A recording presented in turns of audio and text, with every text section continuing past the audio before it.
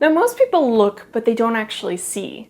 As painters, one of the most important things we learn is how to see as an artist, how to see differently.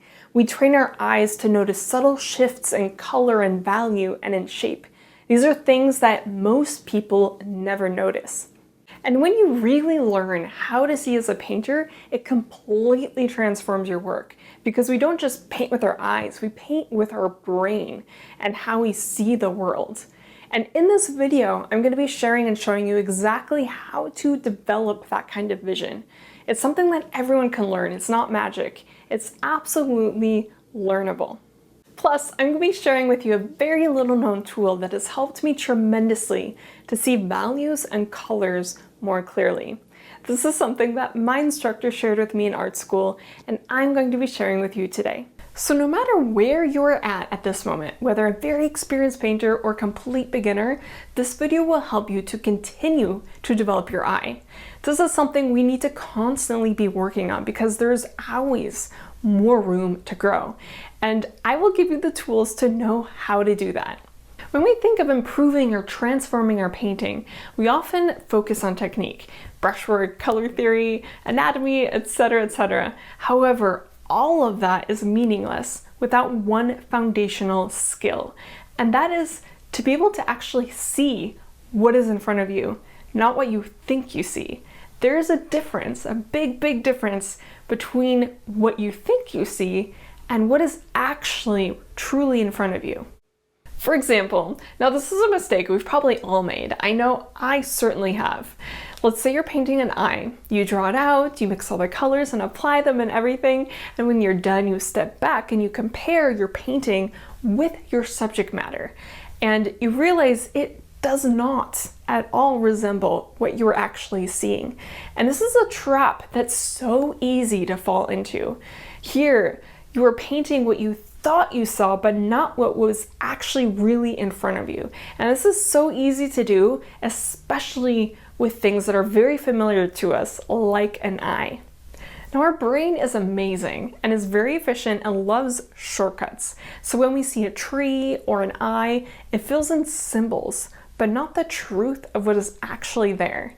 So seeing like a painter means overriding these shortcuts, and it starts with one small shift. Now, the first step in the shift is to stop naming things, because from the moment that you say, this is an apple or this is a face, your brain brings up a cartoon version of those things, and you completely miss out on seeing and noticing the amazing color combinations that are present right in front of you. So instead, try describing what you are seeing in terms of abstract visual qualities.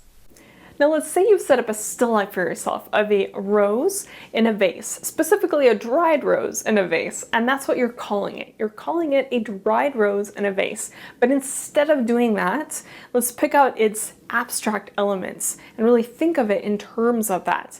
So we see, it has this really kind of washed up light pink all around that rose, and it's really kind of has this watercolor like effect just everywhere. And then there's this light kind of whitish yellow color that's also around the rose, and there's these very interesting light and dark value shapes all around it as well that are kind of created by the petals. And then the vase is this really rich blue color, but not too dark. And it has these white designs around the vase.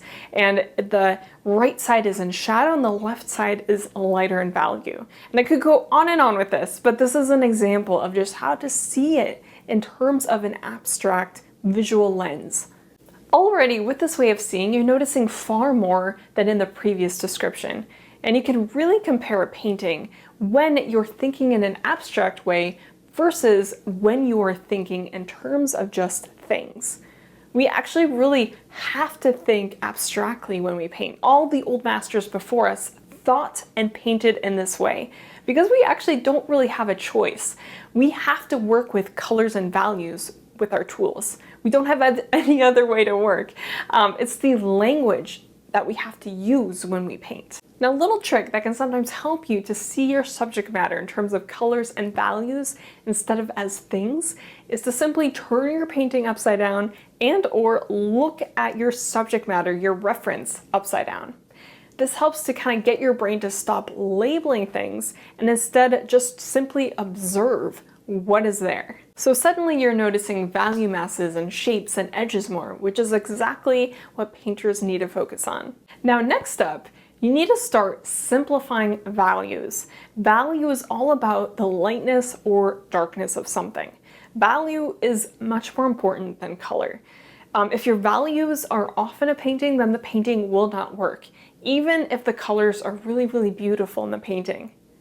And this is exactly why I squint a lot, because when you squint, the details are taken away and instead you see the large shapes of light and shadow. It's really crucial to take away that detail to allow yourself to see beyond that, because this is exactly what we need to paint. We need to paint those large value shapes because this is what gives your painting form and structure. Now, there's a big reason why we have to simplify our values when we paint. So to explain that, in our world, our eyes see an absolute immense range of values. Just consider how bright the sun is and compare that with the darkest dark you've ever experienced in our world. It's an absolute immense range of values that exists in our world. It's absolutely enormous. And now if we take a look at our tools, at our paints, the value range we have available to us is absolutely minuscule in comparison. And so these are the tools that we have to work with. It's a very different size in terms of value range. It's very, very small. And so we can't replicate the same kind of values that we see in our world. This is why we absolutely have to simplify. We're creating representations of the values we see with our paints. Now with value covered, let's move on to color. Now, color is not something that is isolated. It is always influenced by what is around it. For example, a gray next to an orange is going to look cool, but that same gray next to a blue, it suddenly looks warm. And this is called simultaneous contrast, and it's just one of the reasons of why color can be really tricky in painting. So instead of just asking yourself, what color is this? Instead ask yourself, is this warmer or cooler than the color it's next to? Is it more saturated or muted than the colors that it's next to? Or is it lighter or darker in value than the colors that are around it? When you ask yourself these things, it helps to guide you to be able to figure out the exact color that you need. So in this way, you are also really thinking abstractly about color instead of kind of just thinking of point blank, oh, is this blue or green? You're really investigating and observing. One of my instructors would talk about how painting is really a study of seeing, and it truly, truly is, especially when you consider just everything that goes into it. Now, to further your understanding of color, you can download my free color mixing artist guide. You can find the link for that below. And if you're ready to take it a step further, you can grab my color mixing master guide. You'll also find a link for that below. Now, something that helps me a lot when it comes to figuring out colors in a painting, especially in the beginning stage, is to find a spot in my subject matter where a light, medium, and dark value are coming together in the same area. Each of those values, of course, is a color. And then I pick one color to first mix up, and I mix it up to the best of my abilities, and then I go to the second color that's next to it, and I mix that up, and I ask myself those questions. Is it lighter or darker than my color? Is it warmer or cooler? Or is it more saturated or muted? And I go through those stages and I place it on my painting. Then I can ask myself, okay, is the relationship that it has on my painting the same that it is in my subject matter? Because you can really compare it in this way. You can ask yourself, am I getting the same kind of sense, the same feeling from it, my painting versus what you're actually looking at? And then of course you go on to your third color spot as well. And then you can of course continue in this way throughout the process of the painting. Now I really encourage you to do this as well, and even if you do it as an exercise and only paint 3 spots of color, because when you do this, you're really training your eye and brain to see and think in this way. Now we move on to a very special tool that I talked about in the very beginning part of this video. Now, this tool is probably one of the most powerful tools for simplifying and seeing things more clearly. My instructor who shared with me about this tool, my classmates, said that using this tool for just even a few minutes every day will move you forward 3 years in painting experience. And that's incredible. And that's because painting is so much more about teaching your brain how to see. And this tool will help you to do that. And that tool is a simple box camera, or in other words, a camera obscura, because this box camera acts just like a camera obscura. So I don't use this to take photos with, I just simply use it to look through. Now, I do plan on making a proper camera obscura, something that's a little bit larger. And if you're interested in learning how to make one as well, let me know in the comment section below. And when you look through a box camera like this, or camera obscura, you can see how beautifully it simplifies what you see in real life. And what's really powerful about it is that you can immediately compare what you see in real life and compare that to what you're seeing through the camera obscura. And just even doing this a few minutes a day, or even just a few minutes spread out throughout the week, will help to rewire your eye and be able to see with greater clarity, and that will show up in your paintings. So if you're interested in something like this, you can find it at a secondhand store, antique store, online. I do really recommend though to look for a good quality one, because I did get one that wasn't as great of quality and it didn't really help nearly as much as one that is of better quality. Again, it doesn't need to even be functioning, working as a camera itself to take photos with, just something to look through. Now, in practice, that is very important for seeing more like an artist is stepping back, both literally and mentally. Now, instead of fixating and focusing on one area of your painting, it's important to see it as a whole and ask yourself if this or that area relates to the whole painting. Now, this is exactly why I step back from my work quite a lot.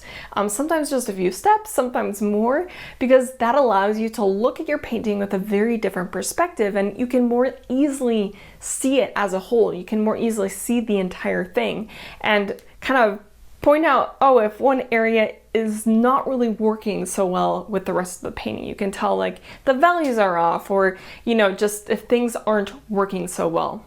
Another practice that is really helpful to do this, because personally my studio is a little bit on the smaller side, so sometimes it's a little harder to back up very much.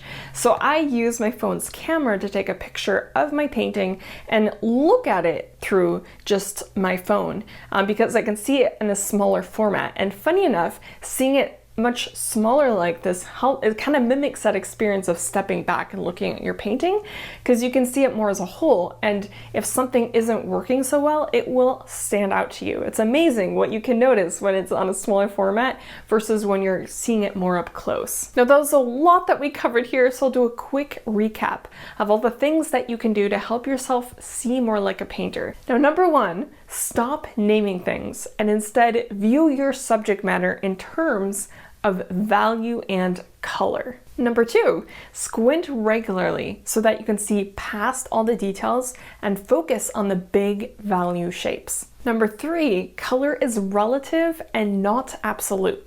And this means that you always need to compare one color spot to another color spot in order to be able to figure it out and mix it up. And number 4, use visual tools such as a camera obscura, because it will help you to rewire how you see. Number 5, always work on seeing your painting as a whole. Take a step back from it, take a photograph of it, and you can see if something is not really fitting right in the painting or if you need to adjust something. It's amazing what you can notice when you really take in your painting as one piece and instead of just focusing on certain areas. But most importantly, paint often and put these things into practice, because there's no replacement for experience.